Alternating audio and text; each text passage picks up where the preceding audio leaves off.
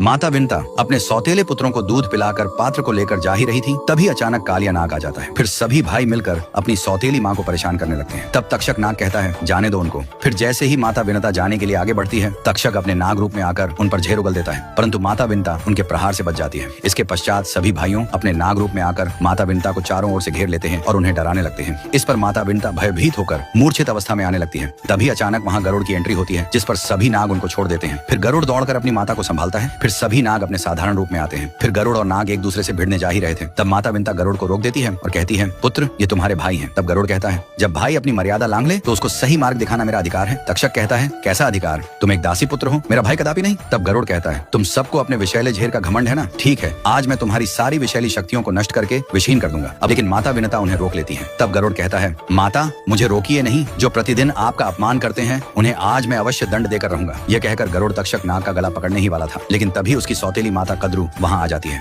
उनके आते ही उनके नागपुत्र सभी बिलों से बाहर निकल आते हैं और अपना वास्तविक रूप धारण कर लेते हैं। कद्रू को देखकर माता विंता अपनी दृष्टि नीचे झुका लेती है, क्योंकि एक वचन के अनुसार वे कद्रू की दासी बनी हुई थी। अब गरुड़ क्रोध में कहता है, अगर अब मेरी माता को परेशान करने का प्रयास किया तो मैं तुम सबको पाताल लोक में गाड़ दूंगा। इसके बाद वह अपनी दिव्य शक्ति का संचार करता है, जिससे उसकी दिव्य रोशनी के कारण कोई भी ठीक से देख नहीं पाता। तभी माता विंता गरुड़ को शांत होने के लिए कहती है, जिससे गरुड़ शांत हो जाता है। फिर भी क्रोधित गरुड़ अपनी सौतेली माता कद्रू को घूर कर देखता है। इस पर कद्रू उसे अपनी दृष्टि नीचे करने के लिए कहती है, परंतु गरुड़ अपनी दृष्टि नीचे नहीं करता। दृष्टि नीचे न करने पर कद्रू चाबुक मंगवाती है और गरुड़ की माता विंता को मारती है, जिससे विवश होकर गरुड़ अपनी दृष्टि नीचे कर लेता है। वह कद्रू के पैरों में झुककर कहता है, मेरी गलती की सजा मेरी माँ को मत दीजिए। फिर कद्रू गरुड़ की गलती न होने पर भी उसे माफी मंगवाती है और उसे सजा देते हुए कहती है, महल के सामने घुटनों के बल बैठे रहोगे और आकाश में उड़ने का दुस्साहस भी मत करना। एक स्थान पर निरंतर बैठे रहना जब तक मैं कुछ न कहूँ। ये सुनकर गरुड़ की माता विंता अपनी बहन से कहती है, गरुड़ को इतनी बड़ी सजा मत दीजिए, परंतु कद्रू उनकी एक भी बात नहीं मानती और वहाँ से चली जाती है। थोड़ी देर बाद वहाँ कद्रू का एक पुत्र घड़े में पानी लेकर आता है और व्यंग्य से कहता है, सूर्य की गर्मी बहुत तेज है, इसके कारण तुम्हें प्यास भी लगी होगी, इसलिए मैं तुम्हारे लिए पानी लाया हूँ। ऐसा कहकर वह नाग गरुड़ के पास आता है और घड़े का पानी पिलाने के बजाय धीरे धीरे भूमि पर गिराने लगता है। उसकी इस क्रूर क्रीड़ा में उसके सभी भाइयों को बड़ा आनंद आता है और वे जोर जोर से हंसते हैं। इसके बाद सभी भाई वहाँ से चले जाते हैं। थोड़ी देर बाद गरुड़ की माता विंता राजमहल से देखती है कि उनका पुत्र धूप में घुटनों के बल बैठा है। ये देखकर उनकी आंखों में आंसू आ जाते हैं। कुछ समय बाद अचानक बादल घनघोर हो जाते हैं और तीव्र वेग से बारिश शुरू हो जाती है। गरुड़ बारिश में भीगता रहता है, पर दंड के कारण वहीं बैठा रहता है। अपने पुत्र की यह दयनीय स्थिति देखकर विंता व्याकुल होकर अपनी बहन कद्रू के पास जाती है और विनती करती है, बहन कृपा करके गरुड़ को माफ कर दो। इस पर कद्रू कठोर स्वर में कहती है, इस समय यहाँ से जाओ, मेरे खेल में बाधा मत बनो। बेबस विंता वहाँ से चली जाती है और बारिश में भीग रहे गरुड़ के पास आती है और गरुड़ को समझाते हुए कहती है, मैंने तुझे कितनी बार समझाया है कि राजकुमारों से शत्रुता मत ले, फिर भी तुमने ऐसा किया। इस पर गरुड़ उत्तर देता है, माता मैं आपका अपमान होते हुए कैसे देख सकता था, इसलिए मैंने ऐसा किया। इसके बाद माता विनता महल के भीतर जाकर अपनी बहन कद्रू के कक्ष के द्वार को खटखटाती है और अश्रु बहाते हुए कहती है, दीदी मेरे गरुड़ को माफ कर दीजिए, वह अब दोबारा ऐसी भूल नहीं करेगा। कई बार पुकारने पर कद्रू दरवाजा खोलती है। विंता भी उनके पीछे पीछे आती है और दोनों गरुड़ के पास पहुंचती